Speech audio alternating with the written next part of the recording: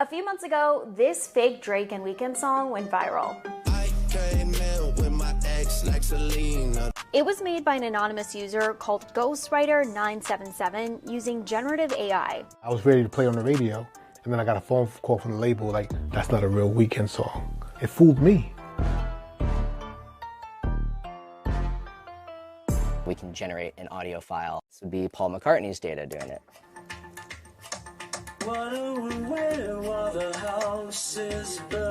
A younger Paul. Yeah, yeah. So here's how those AI songs work. Basically, you gather audio files of a celeb's voice from song recordings, interviews, stuff like that, and then put them into an AI model that maps out their voice. Those instructions are used to filter anyone's voice to sound like that celeb. It's not a recreation of their original voice, it's a set of rules of how does his voice behave in this kind of situation. Mark's a music professor at NYU and a practicing musician himself. All right, here's my normal voice. Hey y'all, it's Maya, I'm here with Mark and we're learning about AI. You'll send those over and we'll try running them through a few models. Cool. Nikki model was here. Hey y'all, it's Maya, I'm here with Mark and we're learning about AI. That's pretty good. That was pretty good. That one's pretty good. Of course, there are already lots of examples of this online. From Whitney Houston singing Beyonce, Baby, I love you. You are my life. to Frank Sinatra singing Lil Jon. To the window, to the wall. What are your thoughts on AI entering the music industry? So it's this amazing thing in terms of what it can map to and what it can create, but there's not clear guidelines yet as to when we get permission from people to use their voices and so on. I classify it as a tool. I don't think that it will or can replace human creativity. Elizabeth's a new media lawyer who's worked at the intersection of music and tech since the Napster era. There is very limited legal precedent. So there are a few legal issues at play here. One, is something made by AI even copyrightable? US law mandates some form of human creativity in order to copyright something. Two, you can't copyright a voice. That stuff falls under US name and likeness laws, which vary state by state. And three, there's a legal issue with the data used to train these models. If your model was trained on a bunch of copyrighted Drake songs, is that legal? And this stuff only applies to US law. So what does that mean for a deceased artist? Most of those contracts, especially for those artists that aren't around anymore, they didn't contemplate what we're talking about today. Some of your favorite musicians are already using AI to collaborate with artists who've passed away. In May 2023, Timbaland previewed this song on his story featuring AI-generated vocals from the late Notorious B.I.G. I always wanted to work with Big, and I never got a chance to. Until today, it came out right. Play.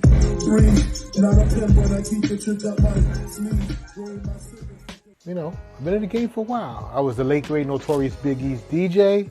What do you think Biggie would think about it? I don't know, probably would freak out. The laws aren't there to protect the people yet.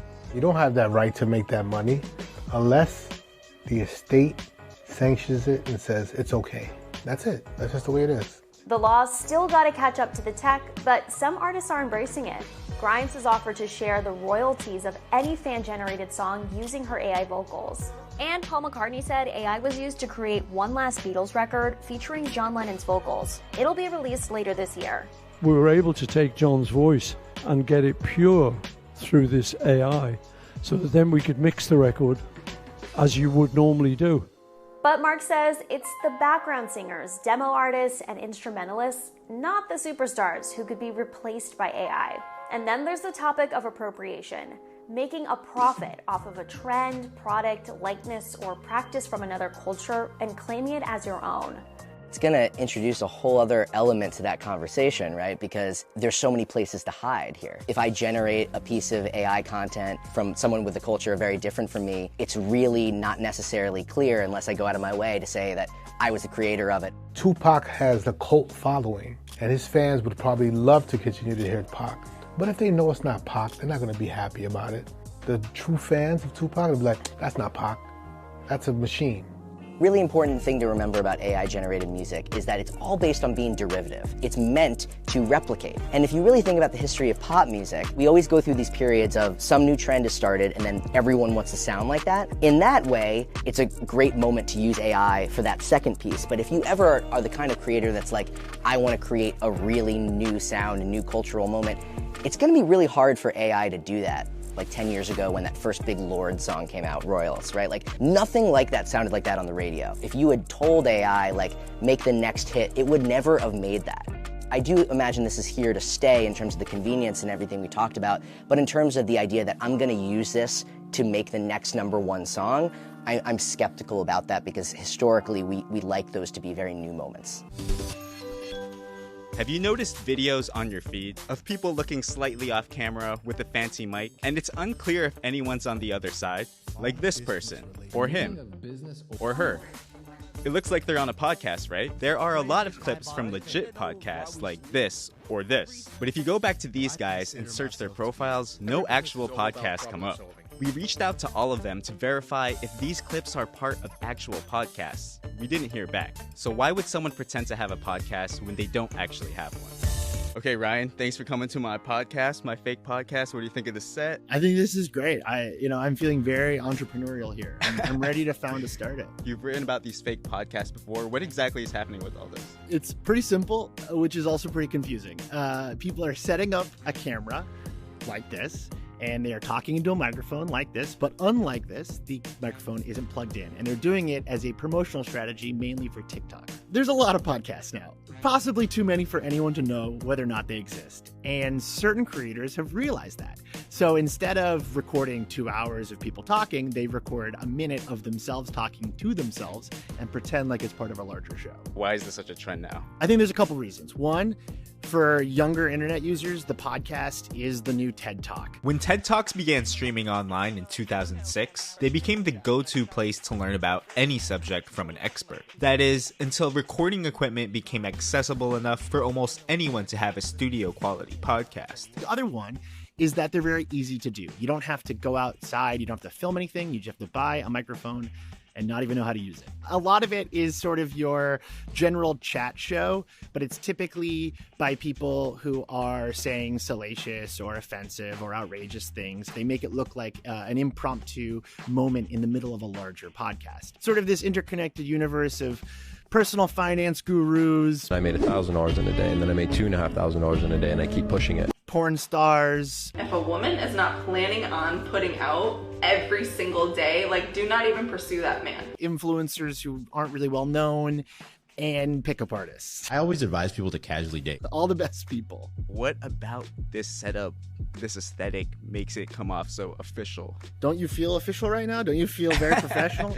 I think it is partly a rejection to the peak news era of the Trump administration, right? You know, you're bombarded with news and younger people especially just can't follow it. But then I think there's another thing happening, which is that for a lot of younger internet users, the top celebrities in their life look like this. They make shows like this. You know, it's the Twitch streamers, the YouTubers, the Instagrammers who are making stuff in their homes. Would you say that this is misleading, or do you think it's just the new form of content, the new form of podcasting? I guess it really depends on if you care if the podcast exists, right? I mean, if you look at the clip and you enjoy watching it and it's harmless, you're not really lying. You're just making it look like half of our conversation. I see it more as an evolution of what we expect on camera. You start at the very beginning of film with these massive productions and crazy sets, but as technology has evolved, I think people are more comfortable with someone in their sweatpants and a microphone just gabbing away, which is kind of cool, actually. Do you think that authenticity has become less important now on TikTok? I wouldn't say that authenticity is less important, but I do think the podcast clip or the fake podcast clip is a way to heighten that authenticity. It's a way to look like you're still a normal person while adding some production value into it. And for someone that's thinking right now, I've been watching so much of these, how would they know that they're watching a fake podcast? The way that I sort of stumbled across this was, one, the audio wasn't coming from the microphone. It takes 3 seconds to text good morning. It's directional usually, so if the person's voice isn't directly hitting your ears and you're hearing the room, chances are they're not using a microphone. The second one is if they never show the host or who's asking the question. Right. Because a lot of times they'll cut it and be like, oh, yeah, good point. Yeah. But then they never show who said it. And then the other one I would say is if you never see the name of the show, because the whole point of the podcast clip is to advertise the podcast. So if at no point in that clip do you see a watermark or you see a link to listen to the whole thing, chances are it's not real. Maybe just Google or ask ChatGPT, whatever, a question about what you're hearing, because it's probably just some guy, or usually some guy just on TikTok just talking. So be careful. Hey TikTok, here's me, Ava, doing the walk of shame from some guy's apartment I met off of Christian Mingle. I tricked the world a few times into having a discussion about me, and it was funny and I don't regret it. It opened a lot of doors for me. Ava Louise is a content creator who has gone viral time and time again for content that makes you wonder, was that real? I got an internship in college my junior year, and I walked out the first day and I said there's no way I'm ever gonna work a 9-to-5 job and have a boss, so I applied to Dr. Phil. I ate diet pills like Tic Tacs, and I don't regret it. I mean, I'd rather die hot than live ugly. That was like my first time going viral. I knew to be successful, I really had to keep leaning into it on the internet. I hate fat people. Then when the pandemic hit in 2020, she saw another opportunity. My song Skinny Legend Anthem was like blowing up on TikTok at the time, and I wanted to get some momentum behind it. So I thought to myself, what is the media talking about right now? Airlines are deep cleaning their planes. Most, not all, require crew members to wear face masks. I knew if I could create a little fear that children were licking toilet seats, then I could get like a good leg up through a TikTok video. Her plan worked. After making national headlines for licking the toilet, Ava says she cracked the code to virality. Lie for clout.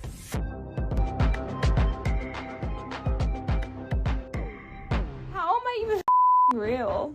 Influencer found fame by licking a toilet. They always describe like going viral, like taking Molly or ecstasy, where you're like having the best time of your life and like coming up and enjoying like the role, you know? I was like addicted. I was posting like 10 TikToks a day. And then I saw Kim and Kanye were getting divorced. Kim and Kanye are splitting. And I was like, okay, how can I make a TikTok about this? And it just came to me if I said, oh, he's hooking up with a beauty influencer. A lot of people in the scene I've known for a while. The next day I wake up and it's trending like #3 on Twitter, and everyone's debating it and talking about it on TikTok, and they're like, she's talking about Jeffree Star. The reason it got so big is because Jeffree did respond. I'm like, how do we even get to this moment? And then I had Kris Jenner threatening to sue me through her reps, and I was like, this is kind of awesome. I think that it's a good thing for me that I admitted it was a lie, because it got me another week of press. There is literally not one bit of truth to anything I have said. But then it labeled me as a liar forever. That one screwed my reputation a little bit. So whenever I'm telling the truth, I get backlash. We all had fun though, didn't we? Ava is just one creator utilizing sensationalism for views on TikTok, a platform where the algorithm brings out the fiercest competition for views and engagement.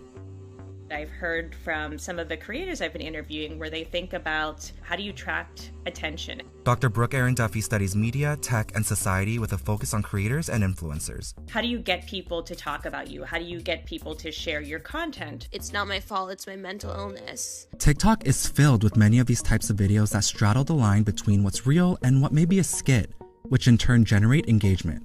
Musician Jake made a slew of viral videos featuring his mom remixing songs he already remixed himself. Mega famous makeup creator Michaela went on hiatus in January after posting a sponsored mascara video where viewers accused her of wearing fake lashes. When you see something that you don't like, you typically spend 8 to 10 seconds on it longer, or something that you think is untrue, because even that quick, like, wait, this isn't right, it tells the algorithm, oh, they like this. They like this more than they liked things that you actually love and like, because what happens is the algorithm can't read your feelings. Liz Hagglethorne has over 15 years of experience growing social media platforms. If you're spending longer on things that you're confused by, that you disagree with, and maybe that you hate or that is sensational, then you're going to be served more of that. And hence why the spread of those type of videos go across the internet on all platforms. Guys, I just got back from a Hinge date. Daphna, a student in New York City, went viral for a video where she walked out of her date when the guy complained about a $3 upcharge for adding cheese to his burger. After the video reached more than 6 million views in just 2 days, she revealed that the story was fake. On top of that, another creator made a video claiming he was the date, getting over 13.5 million views. Daphna confirmed the guy was not her date. And lifestyle vlogger Lizzie Wong racked up more than 6.5 million followers with her Get Ready With Me videos, where she's constantly running late to events, with many in the comments wondering if she's making it up. It's 6:50. I was supposed to leave an hour ago. No, I would not lie for a video. If you watch all my videos, then you would know that I'm not 100% late. Definitely 9:02. Here's a final fit. Okay, bye. That's what I want to tell them. I have videos where I am on time, but they don't see those videos. They only see the ones where I'm like panicking.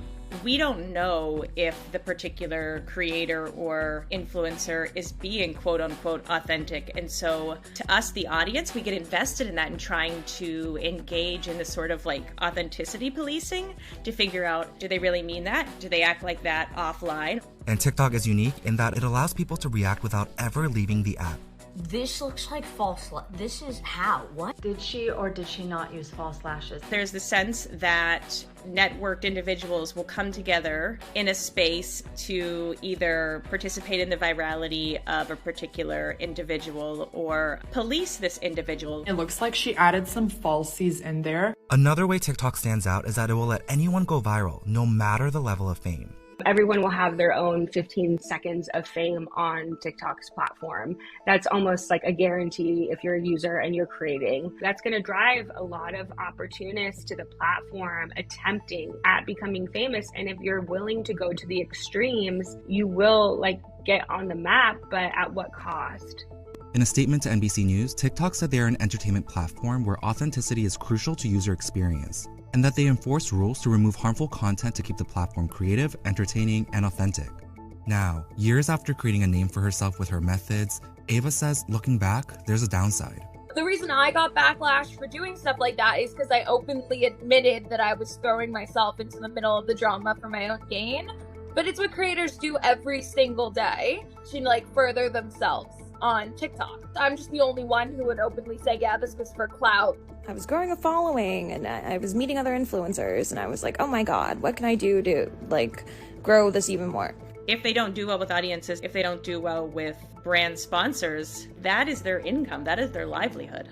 I'm older now. I'm almost 25.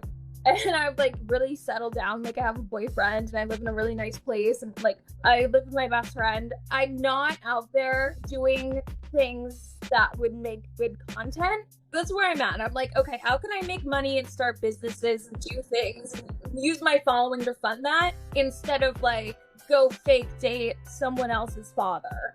I can't really do what I used to do. I used to have a story and then it would be national news and it would be talked about for like 3 weeks. And now it's just not the same.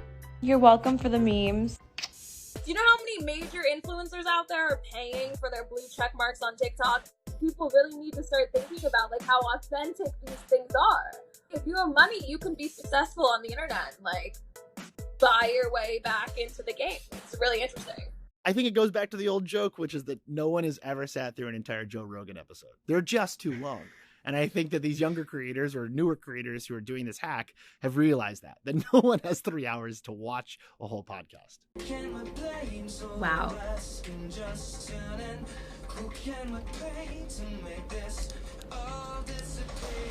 Sounds like Ed. I'm getting the Ed.